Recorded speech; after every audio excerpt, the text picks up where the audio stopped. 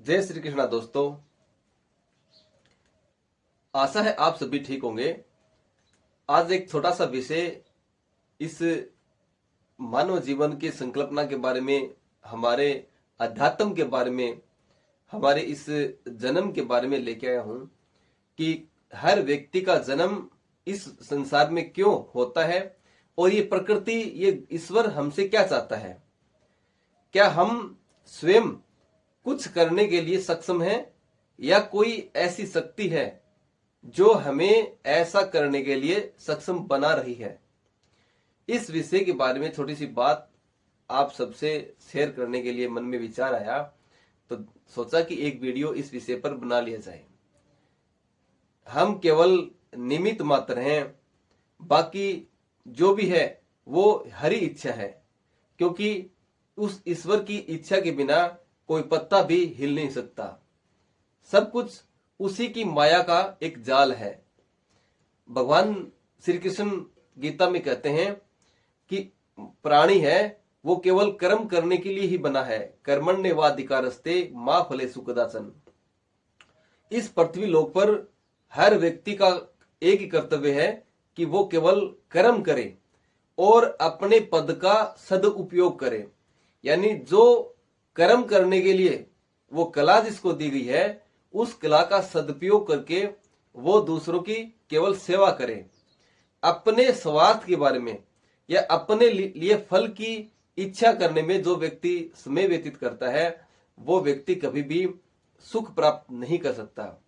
क्योंकि जो हम देख रहे हैं, जो दृश्यमान है, वो सांसारिक है, और जो अदृश्य है, जो हमें दिखाई नहीं दे रहा, वो अध्यात्म है।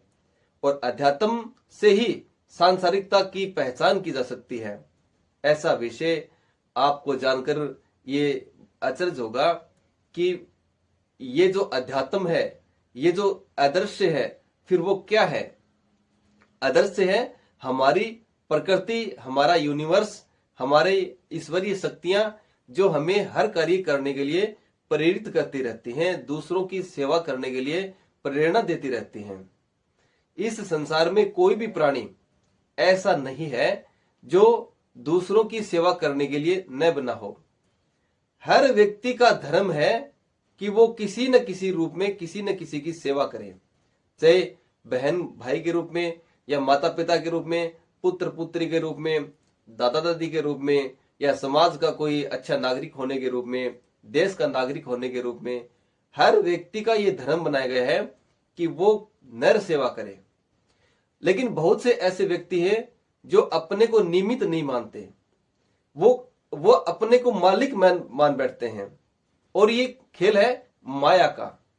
माया है वो मनुष्य को अपने वश में कर करके और हमें भ्रमित करती है, और उस भ्रम के कारण व्यक्ति स्वार्थ में चला जाता है और अपने जो वास्तविक उद्देश्य को भूल जाता है। ये सारा खेल इस प्रकृति का है, उस ईश्वर का है जिसने हमें इस पृथ्वी लोक पर भेजा है। क्या करना है, क्या नहीं करना है, क्या होना है, क्या नहीं होना है, ये सब उसी का खेल है। एक आदमी बहुत कुछ करने का प्रयास करता है, और प्रयास इसलिए करता है कि वो दूसरों के लिए कुछ कर सके। अपने लिए क्या मिलेगा ये वो प्रकृति डिसाइड करती रहती है, और उसको फल भी मिलता रहता है। और कोई व्यक्ति यदि कुछ करने में सक्षम नहीं है, तो उसको ये मान लेना चाहिए कि भगवान ने केवल उसको सेवा लेने के लिए बनाया है, न कि सेवा करने के लिए। अपन ये सोच करके कि मैं कुछ नहीं कर सकता, अपने आप को परेशान मत कीजिए। क्योंकि जब करवाना होता है ईश्वर को, तब अपने आप ऐसे विचार आपके दिमाग में आने लग जाएंगे, और आपसे कुछ न कुछ करवाने के लिए ईश्वर ऐसे व्यक्तियों को, ऐसे शक्तियों को आपके पास भेज देते हैं, जो आपसे वो काम करवा लेते हैं जो आपसे करवाना होता है। आज एक व्यक्ति है, उसके पास अथाह धन संपत्तियां हैं, माया का जो जाल है उसके ऊपर छाया हुआ है। वो व्यक्ति दूसरों की सेवा करने के लिए सक्षम है, लेकिन यदि वो अपने आप को मालिक मान लेता है तो वो कभी भी सक्षम नहीं मान।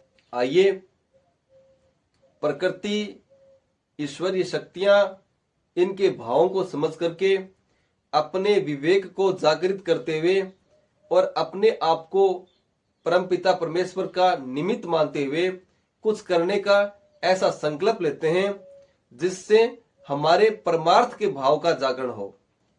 हम सब में यदि दूसरों की सेवा का भाव जागृत हो जाता है तो कोई भी व्यक्ति है वो समस्या में नहीं आएगा। हर व्यक्ति को अपने जीवन की संकल्पना को समझ लेना चाहिए।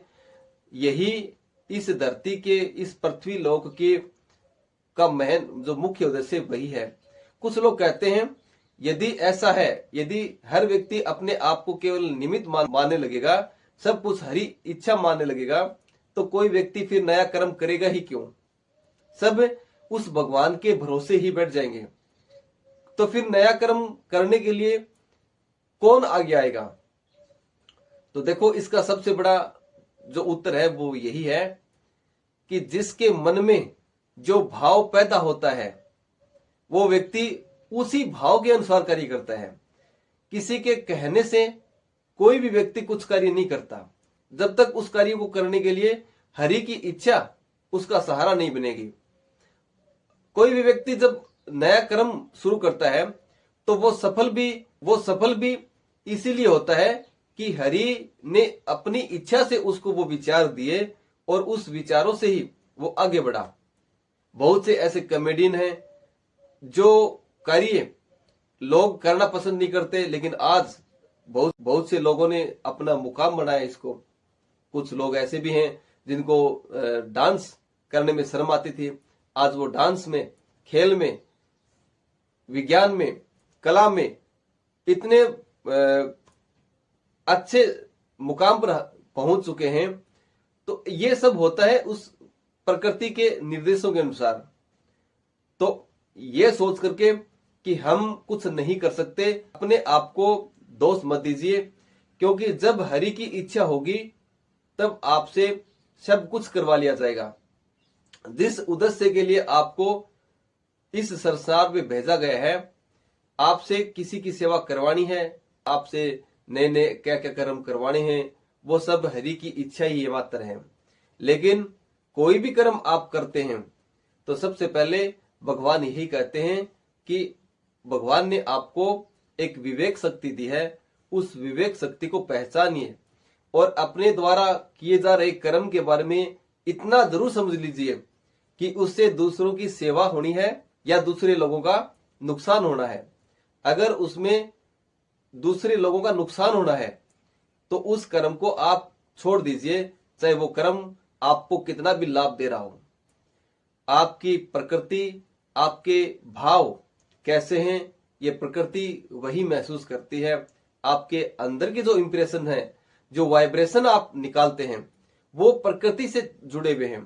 वो वाइब्रेशन ही प्रकृति समझती है और प्रकृति जो वाइब्रेशन आप तक पहुंचाती है वही आपके निर्देश हैं जो प्रकृति आपको तक पहुंचा रही है। ये विचारों का जो खेल है, इस प्रकृति के द्वारा जो हम जुड़े हुए हैं वही हमें आगे बढ़ने के लिए प्रेरित करती रहती है, नए कर्म करने के लिए प्रेरित करती रहती है। किसी भी व्यक्ति को निष्काम नहीं बैठने देती है प्रकृति।